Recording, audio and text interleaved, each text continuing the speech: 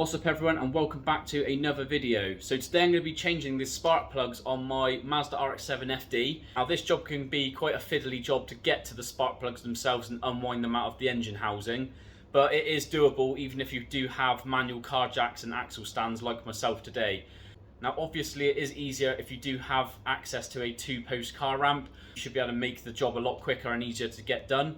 But I'm in my normal unit today, or even if you've got an RX-7 outside of your house on a driveway or whatever, it's just a case of trying to get access to them, should I say, and it then saves yourself a bit of money instead of going to a specialist to get those changed.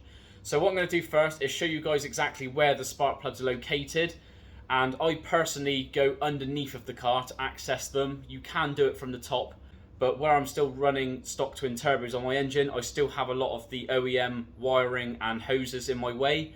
I do cable tie a couple of hoses and wires back still, just so I can get my hands to where I need to. It's mainly the top spark plug on the front side of the engine, which is the most pain in the ass one to get out. But yeah, I can show you exactly what I mean when I get to that in a minute.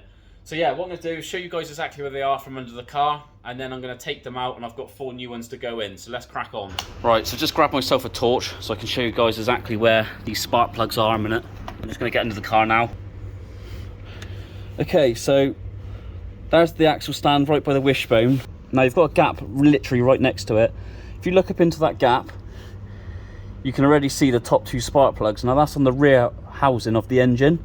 Now if you go over to the left, you can see that blue lead just there. That is the top front spark plug that's on the housing, and then just underneath is the one below.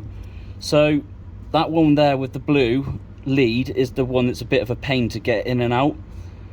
You can see that that's just the lead I've got off, and the spark plug's just there. That's because I've just done a compression test on the engine. I've left some of these a bit loose because I'm going to change these spark plugs over to brand new ones. This is just more to show you where they're located at the moment.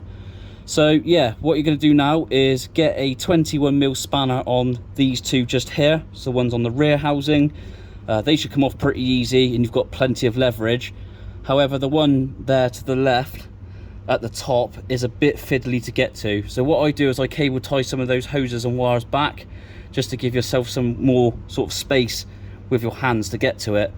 I actually use a socket on that spark plug and a ratchet to get that one out. It's a lot easier.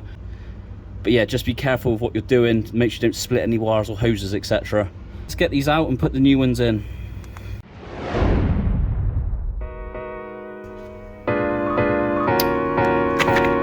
Right, back again on another morning. This is the parcel that I was waiting for, which is my new spark plugs for the RX-7. I'm going to put the part number up on the screen now for you guys if you need to order these. These were £40 for all 4, so it's not too bad considering. If you do have an RX-7 that's like running really high brake horsepower, then you will need the more expensive spark plugs, which I believe is about £140 to £180 actually. I don't think they're cheap at all, but these are the ones I need anyway. So let's crack on and get these fitted.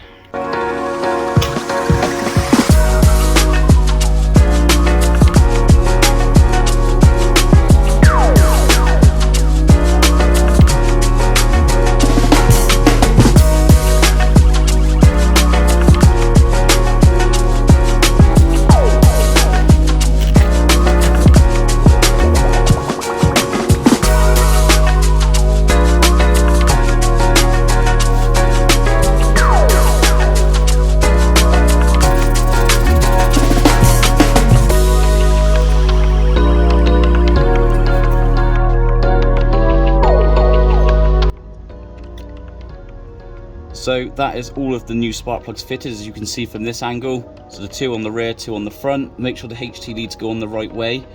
And like I was saying, it's just a case of making room for yourself so you can do the job easier. So these are the old spark plugs, as you can see.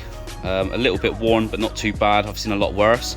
I can keep these as spare, or I can help another FD owner out that may want to make use of these. I probably would just always buy brand new, to be honest, but I always do just keep things like this lying around, just in case someone contacts me or whatever.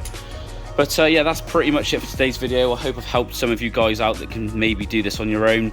Like I say, it's just a case of making room for yourself, use the right tools, and the job becomes easier as you go along. So I have got some other stuff coming up, just keep an eye out on the channel. Until then, I'll catch you guys in the next one.